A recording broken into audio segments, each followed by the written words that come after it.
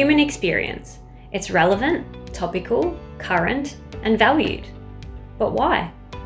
How did insights evolve from a narrow focus on customer experience to the broader human experience we're discussing today?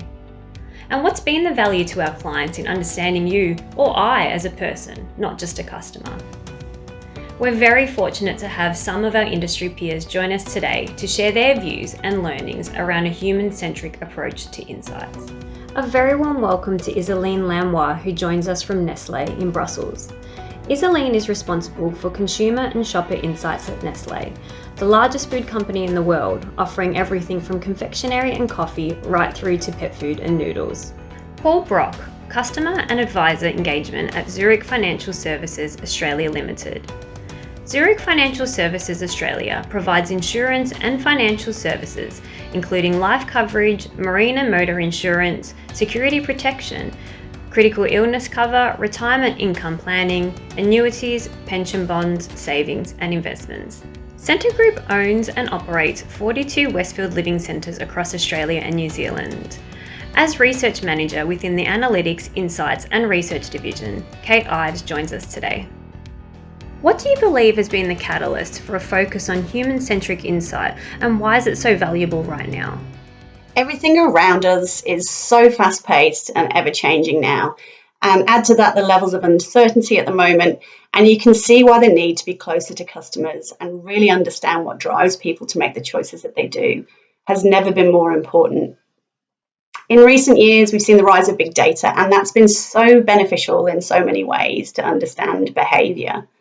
But I think it's really led to us becoming removed from the human aspect of customers and essentially turning them into data points rather than thinking about them as people like you or me.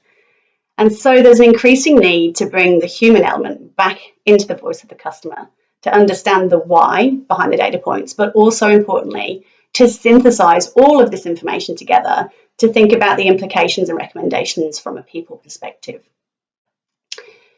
And this is so valuable because I think the old saying, build it and they will come, has never been further from the truth. I think all of us as customers ourselves can identify with this. We're swamped with choice, we've never been busier, and we have more information at our fingertips than we've ever had before. And we're really good at filtering out anything that's not relevant to us. And then being vocal about products and experiences that just don't deliver. If we don't understand people and what makes them tick, how we can be more relevant to them, create seamless interactions and deliver really great products and experiences that meet their needs, then as organisations, we're going to fail. When I think about the general shift toward human-centric insights or design thinking or human-centered design, I think the catalyst for all of that has really been one of necessity. You know, we're living in an age that's becoming more and more digital, and that's happening at an exponential rate. So what that does is put a greater emphasis on making sure that those interactions are humanized as much as possible. You know, it's certainly not enough to just digitize a process anymore or just make something easy. I think you really got to look at it from the perspective of what's the friction points within a customer's journey. And that can mean, not just from a process perspective, but also how does that make your customer feel? How do they react to certain frictions? And then how do you solve them for them? You know, I think all you have to do is look at some of the companies like Facebook, Google, Amazon, and they've really excelled over the last decade. And one of the common points between them is their emphasis and prioritization of customer experience. So I think that's really where human-centric insights plays a valuable role moving forward. It's that entire process of making sure that the end-to-end journey is humanized no matter how customers are interacting with us. I believe what the main catalyst is to human centricity is probably the advent of digital technologies. This is because it really accelerated the democratization of information. Today, our consumer has access to a wider range of products and knows everything about these products and actually makes tougher choices, taking into account many more attributes. That's the first thing. Then it also made it possible to have real-time conversations with your consumer. There are a series of tools who allow this. and the market space became much more interactive.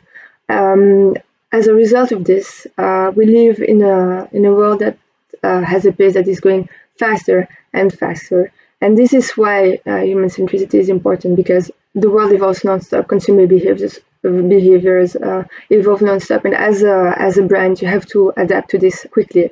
You have to be able to measure these changes rapidly at a local level, and this is why I believe human centricity is really important as a company. We'd love to hear some stories or case studies where a human-centric focus has contributed to positive business outcomes. At Centre Group, we've been on a journey over recent years to be more customer-led with our decision making. And a few years back, we identified the need to get closer to our customers. And so we worked with Potentiate to establish our insights community, Westfield IQ. And in recent years, the community has grown from strength to strength, and we have over 13,000 members who are all engaged and provide a lot of feedback about all things Westfield. The community has been instrumental in adding the human element to our understanding of our customers, and this has led to some really positive outcomes for us as a business.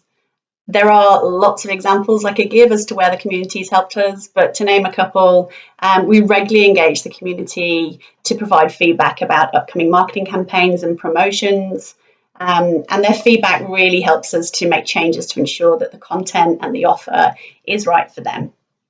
In addition, our community members have helped us to test new digital products and features before we've gone to market, which has allowed our product teams to create more seamless experiences for our customers.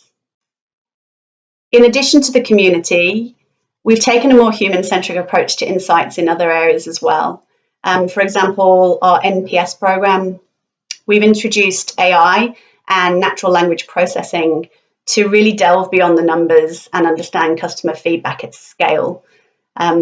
The key areas that drive satisfaction and their pain points too. And this has meant that our customer teams are really able to understand customer feedback at scale in real time and can act on it to improve any areas of friction.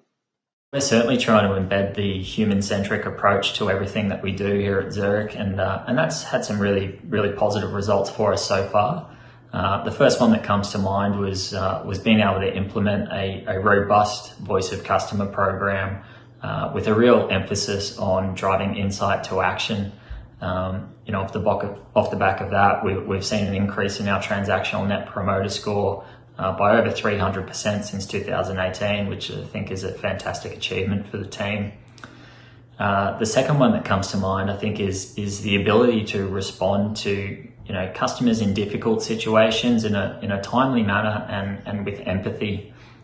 So obviously the one that comes to mind is the COVID situation, and we had a lot of customers experience affordability issues, and so we were able to respond with providing a central hub for them to go to with all the information, tools, resources that they needed to effectively control their cover and manage that affordability piece.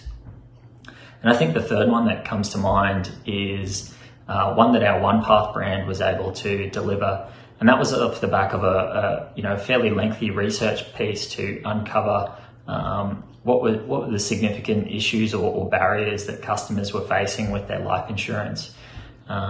And what that uncovered was an issue around understanding or education of what they're actually covered for. So we were able to respond to that, by delivering a big education program called Clarity, which again was a plethora of tools and resources and content for customers to be able to understand their life insurance better. Conversely, can you share any learnings from when a human-centric approach has not turned out as expected? I don't think we really have any examples of where taking a more human approach has not turned out as expected. I think every time we try to take a more human approach, or we have taken a more human approach to understanding the customer, we've had a better result. More often than not, it's helped to validate the thinking or the direction we're taking, but sometimes it's challenged this. And so we haven't always necessarily ended up where we expected to. I think the dangers come when you don't try and understand things from a customer perspective, you don't test and learn, or you make decisions which aren't backed by customer knowledge. Or alternatively, when data points are taken at face value and the depth of understanding about the customer is not overlaid onto these. So they're potentially misinterpreted. And there you run the risk of making the wrong decisions. We've definitely had some learnings along the way in implementing a human-centric approach to how we tackle things here at Zurich. When you're dealing with people, there's always going to be surprises, so you got to work out how you respond to those. I think one of the biggest learnings has obviously been how you check your bias when things don't go as planned or as expected, and really treating your ideas as hypotheses until you actually have been able to prove them. I think probably the second learning from my perspective is just to be flexible. A lot of the time, some of those hidden gems of insights that you find when you do go off track a little bit and you're not so rigid or following an exact research plan as such. Where to next with human-centric insights? What do you think the future has in store? So where to next with human-centric insights? Well, what we're seeing certainly here year on year is an increased focus on customer-led decision making. And key areas that I think will become increasingly important, we're already starting to see trends in these areas, but I think they're going to take on a greater importance over the next couple of years and beyond. Firstly, more integration of data and customer feedback, really to develop a holistic 360-degree view of the customer. So whether that's transactional data, product usage data, online reviews, social media posts, insights, community feedback, voice of the customer programs, or traditional market research, pulling all of this together, plus also other touch points. For example, staff feedback. We're on a journey at the moment to try and collate and overlay staff feedback about the customers to really give us a holistic picture, and will continue to be a focus.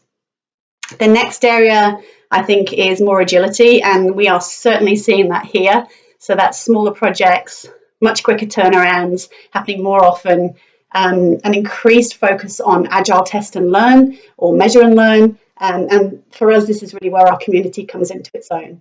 The next area is more AI. Really here the focus is around enhancing and not replacing. And we're on a journey and have had some great success with implementing AI across various analytics and insights projects, all with a really human-centric focus. And the last area is more sharing. Things are changing fast, including within organisations. And as a result, insights teams will be continued to be challenged to find faster and more efficient ways to get knowledge and insights about the customer to the relevant teams in digestible formats at the right time. As an insights professional, this is all music to my ears.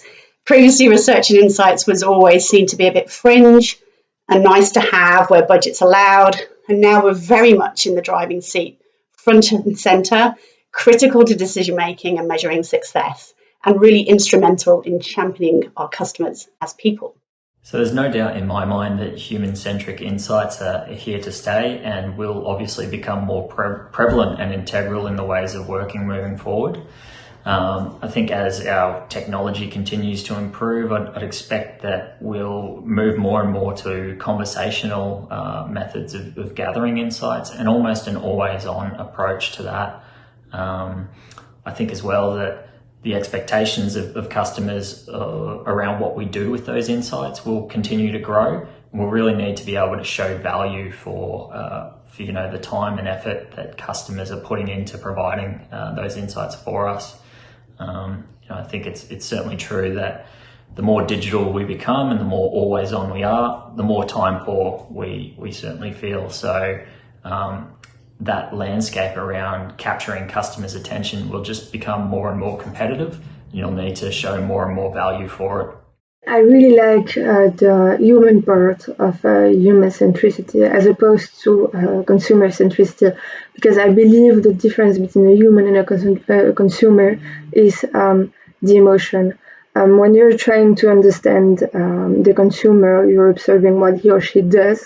But if you're trying to understand the human, then you're trying to understand and observe what he or she feels. And that means that you have to take into account the cultural background or daily struggles and actually see how we can answer these pains, and how we can support the human. Emotions are also not as conscious as behaviors. So for me, the future of human centricity lies in the ability to move from mass standardization to mass uniqueness, by helping us to understand the human behind the consumer. This means that we have to be able to address personalized messages, and address people with messages they want to hear or read, and a barrier to this is probably ad blockers. In the contrary, elements that are drivers to human centricity are any tool that allows you to measure local insights at a fast pace. And probably also artificial intelligence.